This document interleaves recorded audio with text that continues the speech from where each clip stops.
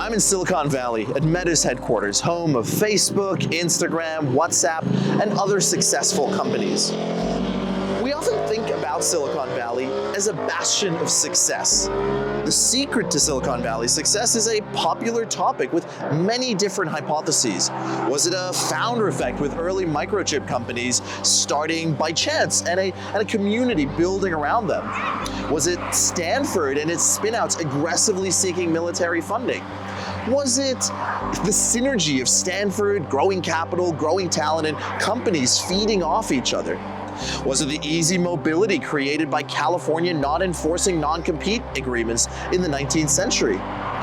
All of these probably played a part in empowering the Valley's collective brain. But what many forget is that Silicon Valley is less a bastion of success and more a graveyard of failure. And that is part of what makes it so innovative. When countries or companies or people decide to do something different, more often than not, they fail. If it were so easy to improve on the average would quickly improve. Instead, large leaps in innovation are rare, hard-won, and hard to predict. Diversity and deviation lead naturally to inequality as the few winners take the large prizes and the losers are left with less than what they would have had if they just followed the crowd, taken the salaried job. As populations and the marketplace grow in size, the gap grows wider. On the other hand, without sufficient deviation and diversity, there is nothing for evolution to select on. Diversity means deviation from the optimal strategy, and there are different ways to do it. One strategy is well captured by Japan. Constant small improvements, kaizen, and following the master for a long time before deviating, shuhari. These philosophies lead to ever greater refinement in many arts, but rarely large deviations. By following the successful scripts, more of the population can ensure they succeed by not failing. This reduces inequality in outcomes and ensures more of the population does well.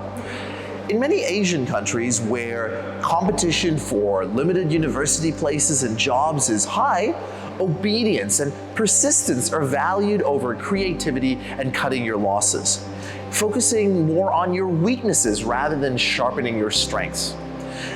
Their focus is on a safe bet that leads to better outcomes on average for more individuals, but is unlikely to lead to those large breakthroughs for the population that requires some tolerance for failure.